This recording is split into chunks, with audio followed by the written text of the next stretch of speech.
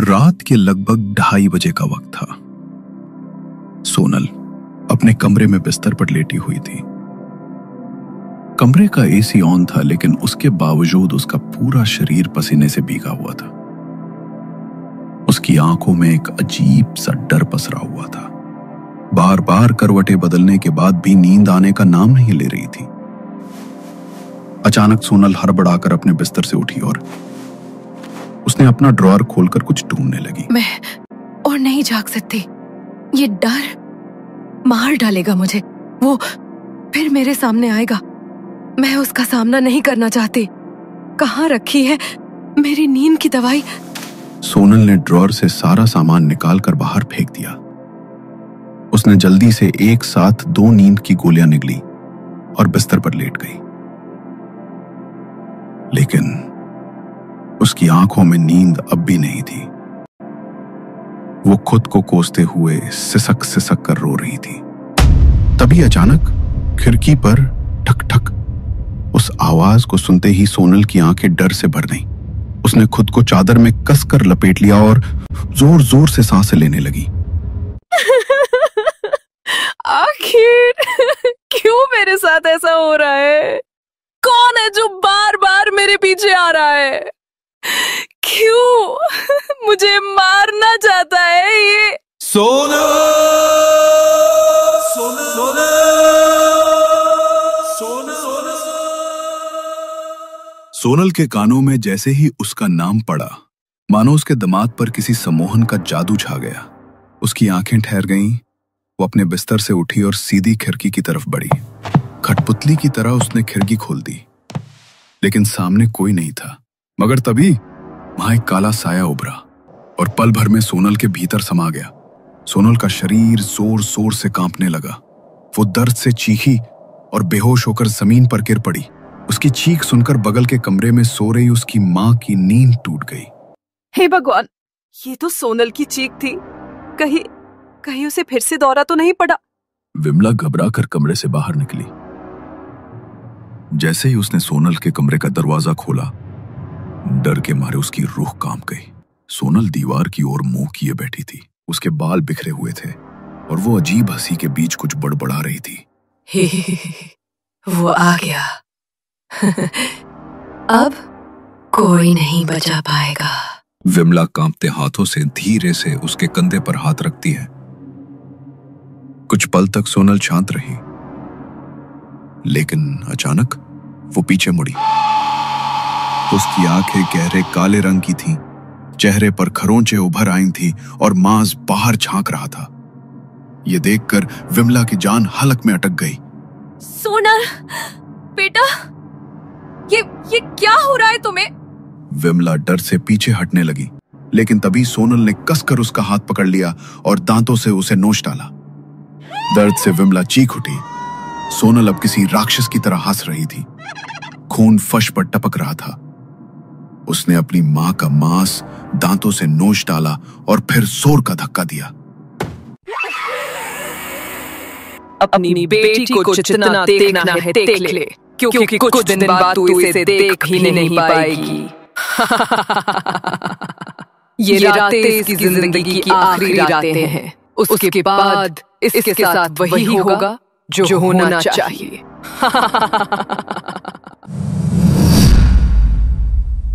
शोरगुल सुनकर सोनल के पापा मनोज कमरे में पहुंचे। उन्होंने देखा सोनल और विमला दोनों जमीन पर बेहोश पड़ी थी। फर्श पर खून फैला हुआ था। वो घबराकर दौड़े और दोनों को उठाकर अस्पताल ले गए। आपके घर में कोई पालतू कुत्ता है क्या? किसी ने बहुत बुरी तरह आपकी पत्नी के हाथ के मांस को नोचा है। ऐसा काम तो कोई कुत्ता या कोई जंगली जानवर ही कर सकता है। नहीं डॉक्टर साहब, मेरे घर पे तो कोई पालतू कुत्ता नहीं है। मुझे तो समझ नहीं आ रहा है ये सब हुआ कैसे। थोड़ी देर पहले तक तो विमला मेरे साथ ही सो रही थी और उसके बाद मुझे चीखने चिल्लाने की आवाजें आई तो देखा कि मेरी बेटी और पत्नी दोनों बेहोश हैं और दोनों की हालत खराब है। समझ नहीं आ रहा आखिर क्या हुआ इन दोनों के साथ। थोड़ी देर बाद उन दोनों को होश आया। दोनों एक ही रूम में एडमिट थे। विमला अभी भी घबराई हुई थी। उसने अपनी नजर घुमाकर दूसरी तरफ देखा तो सामने के बिस्तर पर सोनल लेटी हुई थी। डर के मारे विमला की जुबान उसके हलक में ही अटक गई थी। अगली सुबह मनोज उन दोनों को घर ले आया। विमला नहा धोकर घर के मंदिर में पूजा करने लगी, लेकिन मंदिर का दीपक लाख कोशिशों के बाद भी नहीं जला। ये क्या अनर्थ हो रहा है? पहले कल रात सोनल की हालत और अब मंदिर में दीपक का ना जलना। हो ना हो, हमारी बेटी के साथ कोई ना कोई अनहोनी जरूर घटी है। हे गणपति बप्पा, आप ही कुछ रास्ता दिखाओ, मेरी बेटी की रक्षा करो। अरे तुम भी ना बिना बात भगवान को परेशान करती रहती हो। तुम दोनों की तबीयत खराब हो गई थी, अब ठीक हो दोनों, और कोई अनहोनी नहीं घटी है हमारी बेटी के साथ। नींद की दवाइयां जरा कम खाया करो, वरना ऐसे ही भ्रम होते रहेंगे। लाओ, मैं दीपक जला देता हूँ। मनोज ने कई बार कोशिश की तो आखिरकार मंदिर में भगवान गणेश की मूर्ति के सामने दीपक जल गया। बप्पा की आरती करने के बाद विमला आरती की थाली और प्रसाद लेकर सोनल के कमरे में गई तो उसे देखकर सोनल घबराने लगी। क्यों आई हो यहाँ? चली जाओ यहाँ से ये लेकर। अरे ये तो बस आरती की थाली और प्रसाद है बेटा, इसमें तक घबराने वाली क्या बात है? आजा, मैं तुझे टीका कर देती हूँ। नहीं, मैंने कहा ना, दूर हो जाओ मुझसे। सोनल को इतने गुस्से में देखकर विमला का शक यकीन में बदल रहा था। वो सोनल को टीका करने के लिए उसकी तरफ बढ़ी, लेकिन इससे पहले कि विमला उसे टीका लगा पाती, सोनल ने आरती की थाली को झटक दिया और कमरे से भागकर दूसरे कमरे में जाकर छिप गई। ये सब क्या हो रहा है विमला? सोनल इस तरह भागकर छिप क्यों गई? वो इतनी घबराई हुई क्यों है? मैंने आपको कहा था ना, कुछ ना कुछ गड़बड़ जरूर है। हमारी बेटी पर कोई साया है। तुम फिर से शुरू हो गई। इससे पहले कि विमला आगे कुछ बोलती, उनके घर की डोरबेल बजी। विमला ने जाकर दरवाजा खोला तो सामने सोनल की कॉलेज फ्रेंड शिखा खड़ी हुई थी। अरे शिखा बेटा, तुम आओ, अंदर आ जाओ। आज तो बहुत दिनों बाद आई हो। घर पर सब ठीक है ना? हाँ आंटी, सब ठीक है। मैं तो सोनल से मिलने आई हूँ। पूरा 1 हफ्ता हो गया, ना वो कॉलेज आई है, ना ही उसने मेरी कॉल रिसीव की है। मुझे टेंशन हो रही थी, कहीं उसे कुछ हो तो नहीं गया। वो ठीक तो है ना? हाँ बेटा, बस उसकी थोड़ी तबीयत खराब हो गई थी। पता नहीं कैसी अजीब अजीब हरकतें कर रही है। आंटी, आप जानती तो है कुछ टाइम पहले सोनल के साथ क्या हुआ था। राघव से ब्रेकअप के बाद वो खुद को संभाल नहीं पा रही है। बहुत प्यार करती थी उससे, और अगर ऐसा इंसान छोड़कर चला जाए तो दिमाग पर गहरा असर होता है। मैं सोनल को कॉलेज ले जाती हूँ, वहाँ सबसे मिलेगी तो शायद उसका मूड अच्छा हो जाएगा। शिखा अंदर कमरे में गई तो देखा सोनल दीवार से चिपक कर सहमी हुई बैठी है। उसने उसे उठाया। मैं जानती हूँ तुम्हारी हालत बिल्कुल ठीक नहीं है सोनल, लेकिन तुम तैयार हो जाओ और कॉलेज चलो मेरे साथ। बस बहुत हो गया, मैं तुम्हें इस तरह घुटते हुए और नहीं देख सकती। सोनल उठी और कॉलेज के लिए तैयार हुई। शिखा उसे लेकर कॉलेज आ गई। सब उसे देखकर बहुत खुश थे, लेकिन सोनल के चेहरे पर किसी को भी देखकर कोई भाव नहीं आया, मानो वो किसी की बात सुन ही नहीं रही थी। तुम ठीक तो हो ना सोनल? तुम किसी की बात का कोई जवाब क्यों नहीं दे रही हो? सोनल ने उसकी तरफ देखा और चुपचाप वॉशरूम की तरफ चली गई। लगभग 20 मिनट बीत गए, लेकिन सोनल अभी तक वापस नहीं आई थी। कहाँ रह गई ये लड़की? मैं इसे सबसे मिलवाने लाई थी कि इसका मूड अच्छा होगा, लेकिन लगता है इसने खुद को वॉशरूम में ही बंद कर लिया। शिखा वॉशरूम पहुंची तो देखा वहां सोनल थी ही नहीं। उसने सबसे सोनल के बारे में पूछा। सोनल? हाँ, शायद मैंने उसे लाइब्रेरी की तरफ जाते देखा था, लेकिन लाइब्रेरी तो अभी 10 मिनट पहले ही बंद हो गई। क्या? लेकिन वो पूरे कॉलेज में नहीं है। प्लीज मेरे साथ लाइब्रेरी चलो, उसकी हालत पहले ही ठीक नहीं है। वो दोनों जल्दी से लाइब्रेरी की तरफ भागे। वहां पहुंचकर देखा लाइब्रेरी के बाहर ताला लगा हुआ था। घबरा के वे तुरंत गार्ड के पास पहुंचे। शिखा ने जल्दी से गार्ड से कहा कि उसकी दोस्त अंदर फंस गई है और ताला खोलने की गुहार लगाई, लेकिन गार्ड ने उलझन में जवाब दिया कि उसने तो अंदर चेक किया था और वहां कोई भी नहीं था। ये सुनकर शिखा का डर और बढ़ गया।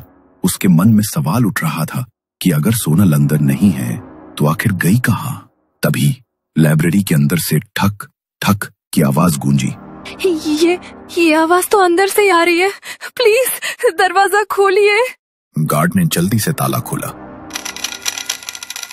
दरवाजा खुलते ही सोनल बेंच पर अपना सिर लगातार पटक रही थी। उसके सर से खून बहकर जमीन पर फैल रहा था।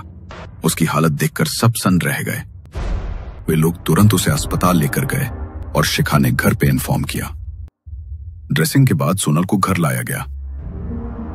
उसकी हालत देखकर विमला खुद को रोक नहीं पाई। मेरी बेटी को डॉक्टर की में किसी ओझा को दिखाने की जरूरत है। मैं मंदिर जा रही हूँ और पंडित जी को साथ लेकर आऊंगी। मैं तुम्हें नहीं रोकूंगा विमला, तुम जो करना चाहती हो कर लो। मैं सोनल के पास घर पे रुकता हूं। विमला पास के गणेश मंदिर पहुंची। उसने पंडित जी को सब कुछ बताया। उसकी बातें सुनकर पंडित जी भी हैरान रह गए। लगता है कोई भयानक शक्ति तुम्हारी बेटी के पीछे पड़ी है, लेकिन तुम चिंता मत करो, मैं तुम्हारे साथ घर चलता हूं। भगवान गणेश के आशीर्वाद से तुम्हारी बेटी ठीक हो जाएगी। पंडित जी विमला के साथ घर पहुंचे, लेकिन जैसे ही उनके कदम घर में पड़े, सोनल को तुरंत इसका एहसास हो गया। सो दरवाजे की ओर भागी, लेकिन तभी पंडित जी ने उस पर गंगाजल छिड़क दिया। गंगाजल का स्पर्श होते ही सोनल का शरीर जलने लगा और वो जोर जोर से चीखने लगी। तू इसे बचाने आया है, लेकिन मैं इसे जिंदा नहीं रहने दूंगी। तू मुझे नहीं रोक पाएगा पंडित।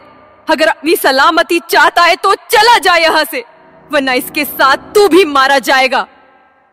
पंडित जी उसकी बातों को अनसुना कर लगातार मंत्र पढ़ते रहे। जैसे जैसे मंत्रों की आवाज सोनल के कानों में पड़ी, वो और जोर से चीखने लगी। उसके कानों से खून बहने लगा। अचानक उसने टेबल से चाकू उठाया और पंडित जी पर फेंक दिया। चाकू सीधा पंडित जी की बाजू में लगा। दर्द के मारे उनका ध्यान मंत्र से भटक गया।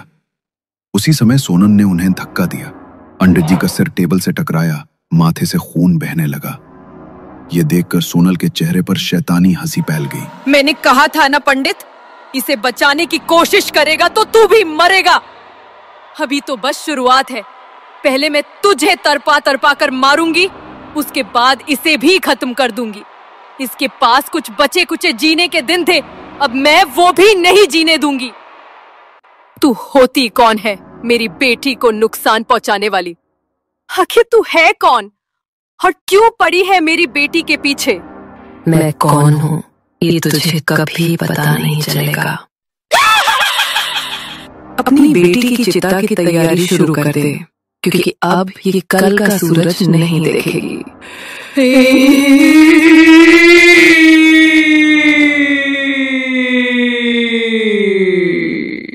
सोनल किसी राक्षस की तरह हंसने लगी।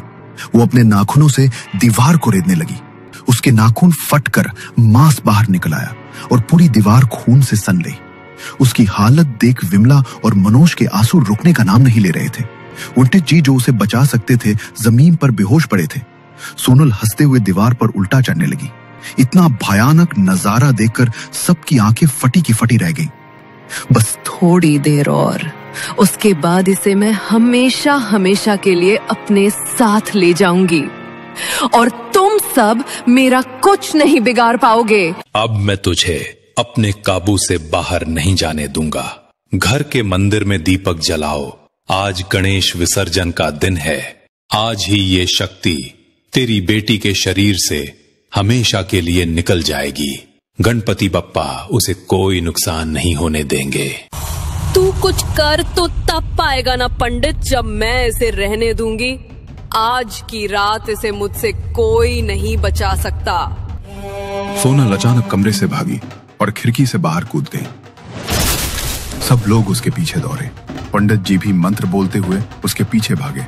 सोनल रोड की तरफ पहुंची, लेकिन वहां गणपति विसर्जन की भीड़ थी। भीड़ के शोर से सोनल के कान फटने लगे। उसने सामने देखा लोग गणपति बप्पा की मूर्ति लेकर विसर्जन के लिए बढ़ रहे थे। सोनल उनके बीच फंस गई थी, चाहकर भी भाग नहीं पा रही थी। उसके भीतर छिपी आत्मा बप्पा के दर्शन से तड़पने लगी। वो जोर जोर से चिल्लाने लगी। भगवान गणेश की दृष्टि से वो आत्मा वहीं जलकर राख हो गई। भीड़ के बीच सोनल बेहोश होकर गिर पड़ी। लोगों ने उसे उठाया। उसके माता पिता की आंखों से आंसू बह निकले। उन्होंने बप्पा की मूर्ति के सामने हाथ जोड़ दिए। तभी मूर्ति से एक अलौकिक प्रकाश निकला और सोनल के भीतर समा गया। सब लोग पंडित जी के साथ मिलकर गणेश मंदिर लौटे। पंडित जी, बप्पा का लाख लाख शुक्र है कि हमारी बेटी उस काली आत्मा की चपेट से मुक्त हो गई। लेकिन कोई भी आत्मा ऐसी ही किसी के पीछे नहीं पड़ती, तो फिर मेरी बेटी उस आत्मा की चपेट में कैसे आ गई? पंडित जी के सोनल के साथ घटी घटना बताना शुरू करते हैं। माँ, ये ड्रेसिंग टेबल तो बहुत सुंदर है, लेकिन थोड़ा पुराना नहीं लग रहा। इसे कहीं किसी एंटीक शॉप से उठाकर लाई हो क्या? हाँ, एंटीक शॉप से ही लिया है। बहुत ढूंढा मार्केट में, पर ऐसा दूसरा टेबल कहीं मिला ही नहीं। ये अच्छा लगा तो ले आई। हाँ, अच्छा किया तुमने। मुझे अपनी मिरर सेल्फीज के लिए बिल्कुल ऐसा ही ड्रेसिंग टेबल चाहिए था। सोनल अपने कमरे में नया ड्रेसिंग टेबल देखकर बहुत खुश थी, लेकिन उसी रात सब बदल गया। रात को वो बिस्तर पर आराम से सो रही थी, तभी अचानक उसे कमरे में एक अजीब सी आहट सुनाई दी। उस आहट ने उसे बेचैन कर दिया। वो हड़बड़ा कर उठ बैठी। कमरे में एक दबी सी आवाज गूंज रही थी, मानो कोई बहुत धीमे लहजे में सोनल का नाम पुकार रहा हो। सोनल, सोनल। कौन है? कौन है यहाँ? मम्मा, पापा, आप हो क्या? यहाँ पर मेरे और तुम्हारे सिवा और कोई नहीं है सोनल। आओ, मेरे पास आओ। उस आवाज को सुनकर सोनल बुरी तरह घबरा गई। उसने टेबल लैंप की लाइट ऑन की। उसकी नजरें चारों ओर घूमी और तभी ड्रेसिंग टेबल के शीशे में उसे एक भयानक परछाई दिखाई दी। वो परछाई पूरे सड़े हुए शरीर वाली और मांस जगह जगह से बल चुका था और उस पर अनगिनत कीड़े रेंग रहे थे। सोनल की आवाज उसके हलक में अटक गई। तभी अचानक वो परछाई आईने के भीतर से गायब हो गई। सोनल ने सोचा शायद ये उसका वहम है। वो थोड़ी देर बाद शांत हुई, लेकिन असल में वहीं से दहशत की शुरुआत हो चुकी थी। लगता है नींद में मुझे भ्रम हो गया था। एक तो जब से ये नींद की दवाइयां खाने लगी हूँ, पता नहीं मेरे साथ क्या क्या हो रहा है। सोनल ने साइड टेबल से पानी का ग्लास उठाया। पानी पीकर वो फिर से बिस्तर पर लेटी, लेकिन तभी उसे महसूस हुआ कि आईने से कोई उसे घूर रहा है। उसने घबराकर आंखें झपकाईं, पर इस बार भी वही भयानक परछाई आईने के अंदर मौजूद थी। ये मेरा वहम नहीं हो सकता। कुछ भी ठीक नहीं लग रहा मुझे यहाँ से चले जाना चाहिए। सोनल घबराकर बिस्तर से उठी और बाहर जाने की कोशिश करने लगी, लेकिन उसके पैर मानो अपने आप ड्रेसिंग टेबल की ओर खिंचने लगे। वो आईने के सामने पहुंची और उसकी नजरें खुद ब खुद आईने पर टिक गईं। आईने के भीतर वही भयानक औरत दिखाई दी। अचानक वो औरत एक काले धुएं में बदल ली और आईने से निकलकर सीधे सोनल के शरीर में समा गई। सोनल का शरीर बुरी तरह कांपने लगा। वो लड़खड़ाकर जमीन पर गिर पड़ी। कुछ देर बाद उसकी आंखें खुली, लेकिन अब वे आंखें सोनल की नहीं थीं। उनमें अजीब सी शैतानियत चमक रही थी। उसके शरीर के भीतर अब सोनल नहीं, बल्कि कोई और आ चुका था। वो ड्रेसिंग टेबल शापित था। उसमें एक औरत की अतृप्त आत्मा को कैद किया गया था। शायद वो बहुत समय से किसी शरीर की तलाश में भटक रही थी, और जब तुम उसे घर लेके आए तो उसे तुम्हारी बेटी की आत्मा मिल गई और वो उस पर हावी हो गई। ये सुनकर विमला और मनोज का दिल दहल उठा। उन्होंने तुरंत पंडित जी से घर का शुद्धिकरण करवाया। उस ड्रेसिंग टेबल को भी घर से निकलवा कर टुकड़े टुकड़े करवा दिया और फिर आग के हवाले कर दिया। अक्सर कुछ पुरानी चीजों के पीछे बहुत खौफनाक कहानियां छिपी होती हैं, इसलिए अगर आप भी कभी किसी एंटीक शॉप से कोई पुराना सामान खरीदने के बारे में सोचें तो पहले उसकी कहानी जानने की कोशिश कीजिएगा। क्या पता उसके भीतर भी कोई अतृप्त आत्मा कैद हो, जो बरसों से किसी आत्मा की तलाश में भटक रही हो।